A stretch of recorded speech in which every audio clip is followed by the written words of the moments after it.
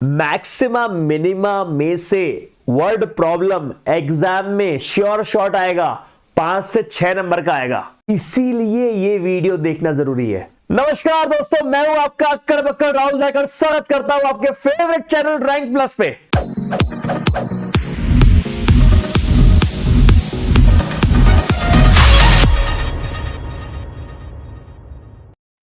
तो दोस्तों यहां पर जो भी सवाल आपके सामने आएगा, जो भी वर्ड प्रॉब्लम आपके सामने आएगा, आपको यह बात समझनी जरूरी है कि उसमें दो चीजें रहेंगी। एक रहेगा गिवन, जैसे कि इस क्वेश्चन में दिया हुआ है find the positive number whose sum is 60। तो अगर हमने ले लिया कि भाई आपके पास x प्लस वाई इज इक्वल टू 60, दो नंबर दिए हुए हैं, तो पहला नंबर क्या हो गया x और दूसरा क्या हो गया y। y की वैल्यू क्या है 60 माइनस x, तो आपके पास दो वैल्यू हो गई। तो पहला तो दिया रहेगा गिवन, ठीक है, और दूसरा दिया रहेगा फंक्शन। फंक्शन कैसे दिया रहेगा?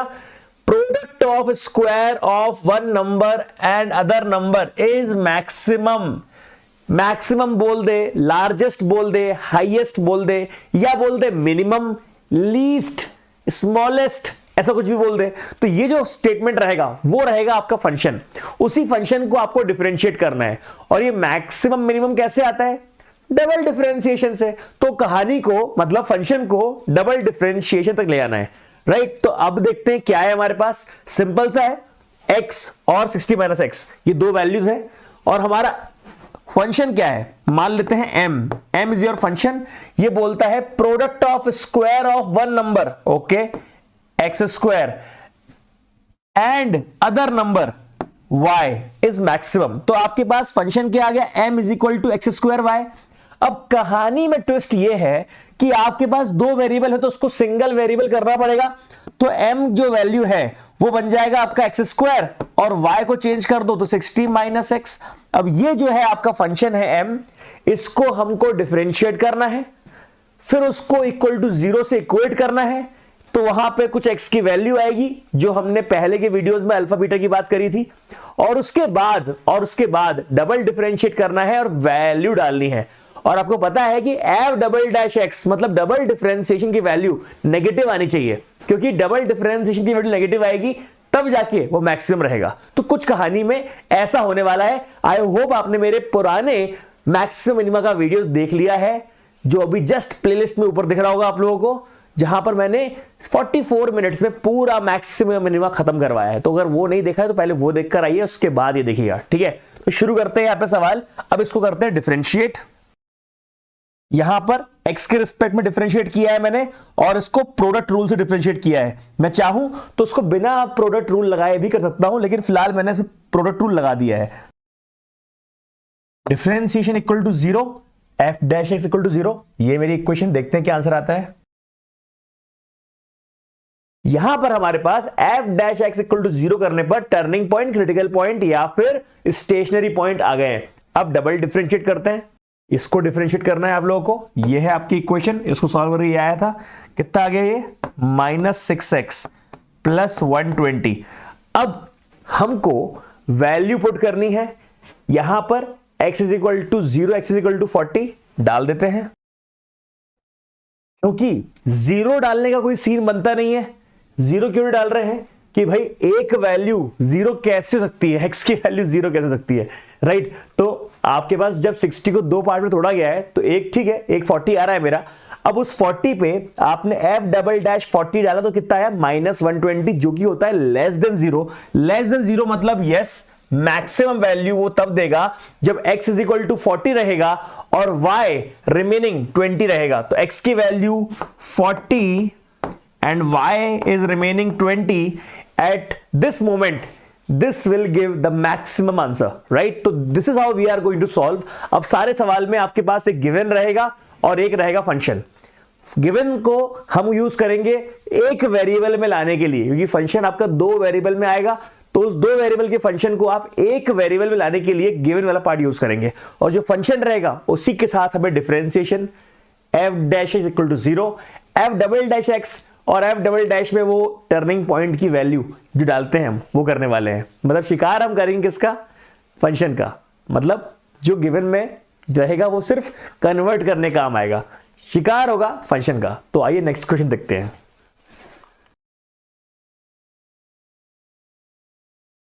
अब इस सवाल में पूछा यह गया है the sum of 3 positive number is 26। तो भाई ले लेते हैं कि हमारे पास 3 नंबर है।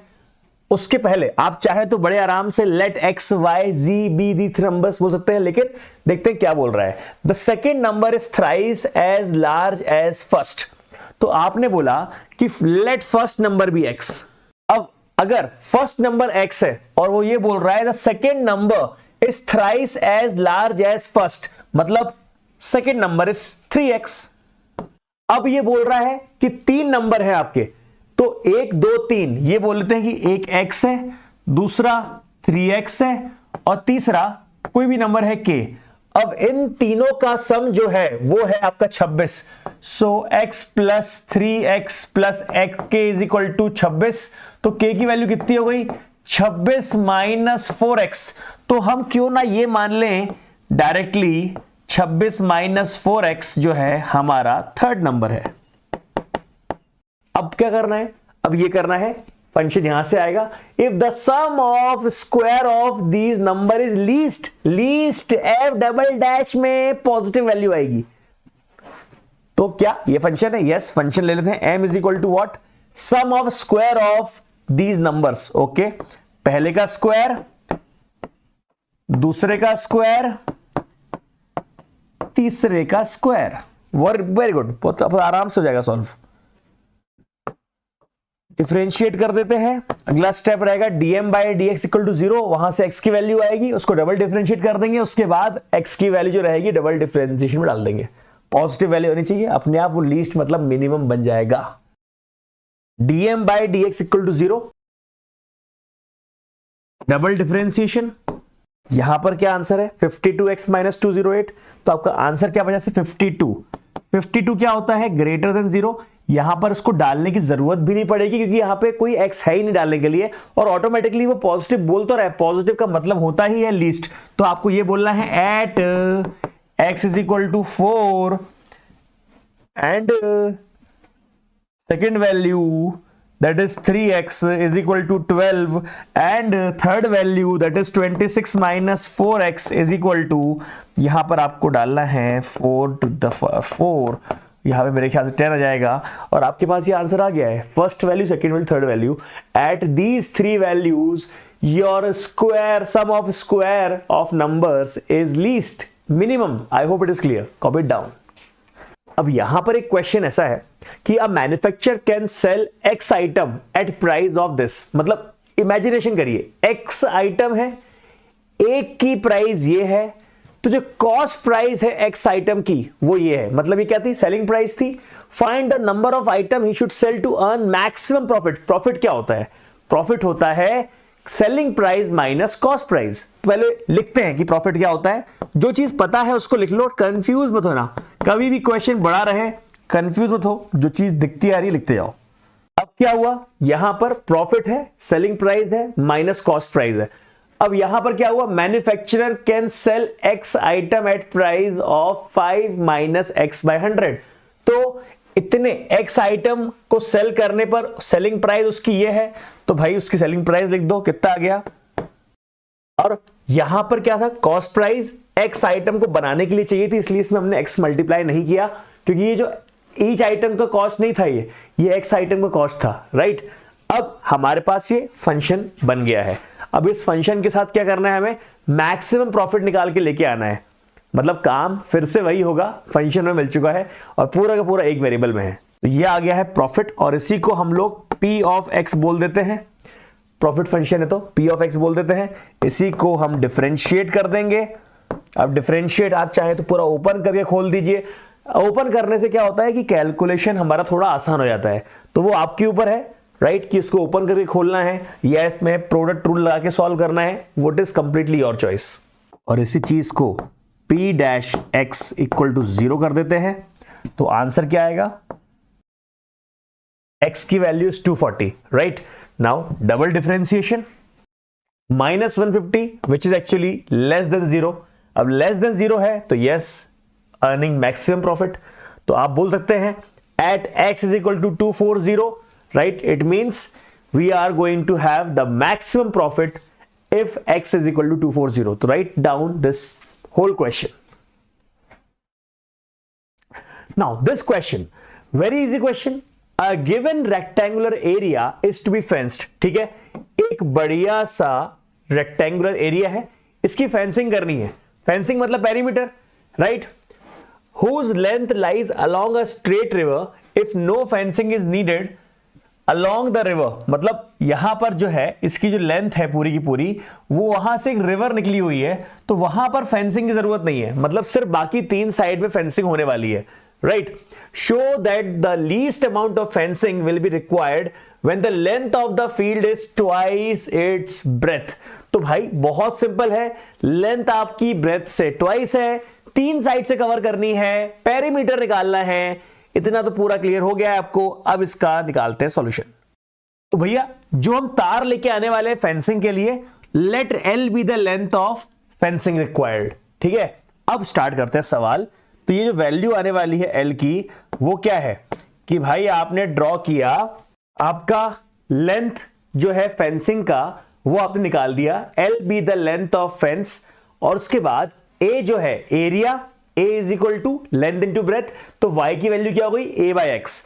तो अब मुझे बताइए कि आपके पास क्या यहां पर लेंथ आने वाली है, पूरी फेंसिंग की लेंथ क्या आने वाली है, तीन साइड से कवर करना है आपको, इसका मतलब पहली तो ये पूरी की पूरी x है, एक ही तरफ आपको x लेनी है, ये एक ही तरफ आपको x लेनी है, और दो तरफ आपको y लेना है, तो दो तरफ लेना है y, तो 2 times of a by x. तो ये आपका क्या आ गया, पेरीमीटर जितना आपको चाहिए था। ये तो रिवर थी, तो रिवर के अलोंग तो आपको कुछ लेना ही नहीं है, राइट, तो आपको सिर्फ और सिर्फ ये तीन पार्ट लेने हैं, राइट। तो इसका हम लोग निकालेंगे, इसलिए हमने कन्वर्जन भी कर लिया, अब ये एक ही वेरिएबल के फॉर्म में कन्वर्ट हो गया है। Let's see what is the answer. ये हमारे x की वैल्यू आ गई है, let's differentiate it once more. Double differentiation की वैल्यू यू आई है, और ये x की वैल्यू डाल के देखते हैं इसमें, और ऑब्वियस सी बात है कि ये पूछ रहा है कि इसका लीस्ट मतलब मिनिमम, तो यहां पे हमेशा पॉजिटिव वैल्यू आनी चाहिए। सब्स्टिट्यूट करके देखते हैं, यस, तो ऑब्वियसली यहां पर कोई नेगेटिव टर्म नहीं है, तो यहां पर this is always greater than 0, therefore for value x is equal to √2a we will always find the field is twice its breadth and it is the least amount of fencing required. Okay, तो I hope it is clear. So prove that the area of right angle triangle of a given hypotenuse is maximum. Okay, तो हमने एक right angle triangle बनाया, ये एक theta है, ये L दिया हुआ है, राइट एंगल ट्राइंगल है। Now we should be knowing that hypotenuse जो है वो गिवन है और is maximum when the triangle is isosceles. Isosceles मतलब ये जो दोनों हैं ये आपके दोनों के दोनों साइड्स बराबर हैं। Now let's begin the question. Area निकालना है, so how to find the area. आपने कहा सबसे पहले कि भाई अगर मैंने पूरा का पूरा यहां पर अच्छे से इसको नाम दे दिया ए बी सी, राइट, तो अब हाफ बेस इनटू हाइट लेने में दिक्कत तो नहीं आएगी आप लोग को। हमको हमेशा याद रखना है कि क्योंकि ये प्रूफ करने को बोल रहा है कि ट्राइंगल आइसोसेलेस है, इसका मतलब ये एक्स और एक्स कभी हम यूज नहीं कर सकते, हमको साइड हमारे हिसाब से दूसरे वेरिएबल के फॉर्म में लेना पड़ेगा और एंड में इन दोनों ए बी और बी सी साइड को इक्वल प्रूव करना पड़ेगा, राइट। तो अभी फिलहाल इसको ए बी और बी सी ही लेंगे और उसके बाद सॉल्व करेंगे। फिलहाल आपके सहूलियत के लिए, क्योंकि एक वेरिएबल में कन्वर्ट करना है, तो आप ए बी की वैल्यू और बी सी की वैल्यू कुछ और फॉर्म में ले सकते हैं। अब सवाल यह है कि किस फॉर्म में। तो भाई ए बी क्या होता है, ए बी क्या होता है, आप सोचिए, बेस है ये, तो बेस क्या होता है, कॉस के फॉर्म में होता है। तो आपको पता है अच्छी तरह से कि cos theta is equal to A B by L and sine theta is equal to B C by L. तो यहां बताइए ए बी की वैल्यू क्या होगी, एल कॉस थीटा, और यहां पे क्या होगी, एल साइन थीटा। इस तरह से आपको बेस और हाइट की वैल्यू मिल चुकी है और यहां पर आपको बेस और हाइट की वैल्यू सब्स्टिट्यूट करनी है, दैट्स इट। यहां पर L cos theta L sine theta दिया हुआ, एल स्क्वायर कर दिया, और cos थीटा sin थीटा साथ में लिखा हुआ था, इसीलिए 2 मल्टीप्लाई करके मैंने इसको sin 2 थीटा बना दिया और this will be 4, right. I hope it is clear, this will be 4 क्योंकि मैंने मल्टीप्लाई डिवाइड बाय 2 कर दिया, तो 2 sin थीटा cos थीटा है sin 2 थीटा।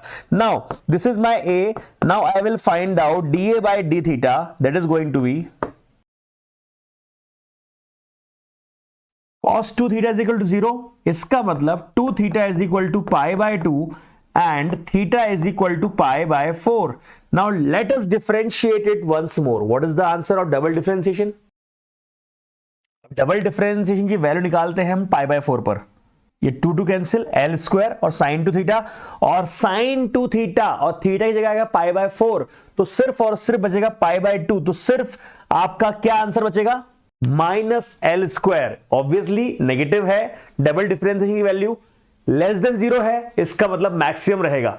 लेकिन आपको उसके पहले यह भी चेक करना पड़ेगा कि क्या हमारी इस x की वैल्यू पे ये जो थीटा की वैल्यू है ये दोनों पे सेम आंसर देगा। जी हां, आपके पास थीटा जब आपकी पाई बाय 4 रहेगी तो ए बी और बी सी दोनों आपका सेम आंसर देगा, इसका मतलब आइसोसेलेस भी है और मैक्सिमम भी है। तो यहां पे दो चीजें प्रूव करनी थी कि यहां पे आइसोसेलेस भी आ रहा है, तो हमारे ए बी और बी सी की वैल्यू भी सेम आ गई है, और यहां पे हमारा जो नेगेटिव आकर मैक्सिमम भी प्रूव कर दिया है। नाउ यहां पर क्या चल रहा है, यहां पे आपका सवाल ऐसा है कि द राइट ट्राइंगल्ड एरिया, अच्छा यहां पर आपको ट्राइंगल दिया हुआ है और इसका आपको एरिया निकालना है।